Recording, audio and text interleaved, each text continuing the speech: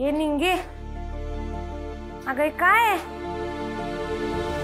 तुझं तुला तरी अक्षर कळतंय का नाही? हा, घातलंस सगळा गुळ, आता कसं करायचा अभ्यास? तर तू जेलमध्ये असताना माझा दुसरं काही ठिकाणावर होतो वय, जसं जमलं तसं लिहून टाकलं. अगं वय की, खरं अशा वेळेला जरा जास्त जबाबदारीनं वागायचं असतंय निंगे. तू अभ्यासाकडे नीट लक्ष द्यायला पाहिजे होतंस बघ. आणि तुला काय मी जेलमधनं निर्दोष सुटणार नाही याची गॅरंटी नव्हती काय?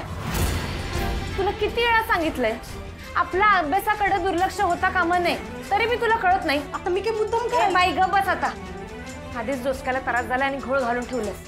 तुला बोलायचं म्हणजे पालत्या घड्यावर पाणी आहे बघ.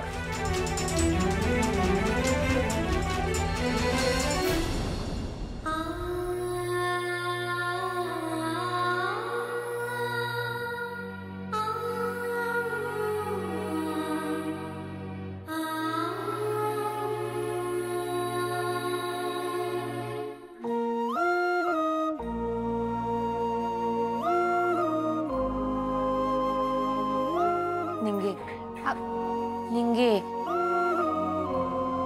अगं आता धडकशील की, ऐक की. अगं निंगे थांब. सॉरी ग, खरंच माझं चुकलं बघ. मी रागाच्या भरात लयच बोललो तुला. निंगे तू मैत्रीण म्हणून बरोबरच वागलीस ग.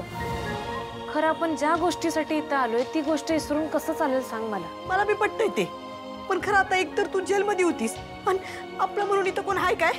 माझ्या टायमाला मी काय करायला पाहिजे होतं? अभ्यास.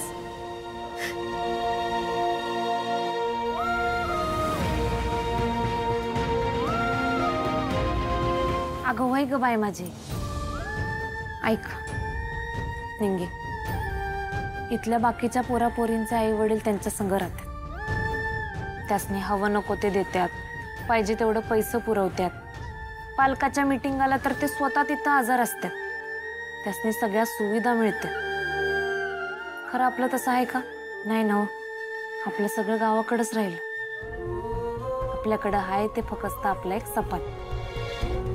शिकून सावरून स्वतःच्या पायावर उभं राहायचं सपान.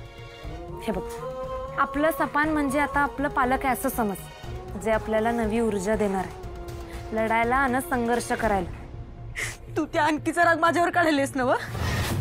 हे समजा तिच्यामुळे झाले. तिच्यामुळे तुला जेलमध्ये जायला लागलं आणि म्हणून आपला अभ्यास बुडाला. माझा तर तिला शापच लागणार आहे बघ. तिचं कधी बी निंगे असं बोलतेत का सांग? शत्रूबद्दल बी असा विचार करायचा नसतोय. आणि अनिका तर आपल्या कॉलेजमधली एक पोरगी आहे. मेन म्हणजे ती अन्नपूर्णा आजींची नात आहे. आणि मी काय म्हणतो, दुसऱ्याचं कसं वाईट होईल त्या परीस आपलं कसं चांगलं होईल याचा आपण विचार करायला पाहिजे की नाही? कमळे, सॉरी. राहू दे. चल दुसरं कोणाकडे नोट्स मिळतात का बघूया, नाहीतर दीपाली ताईची मदत घ्या. चल कमळे, माझ्या सपनाचं राहून दे ग. खरं आई तू जाई, तुझं सपन नक्कीच पुरं करणार बघ तू. आता माझ्या स्वप्नातच तुझं बी सपन आहेच की, माझी दोघींची स्वप्न पुरी होणार. नंतर एक पोरगी आली एकदम धीट, आणि ती व्यक्ती म्हणजे अहिल्या वेसकर.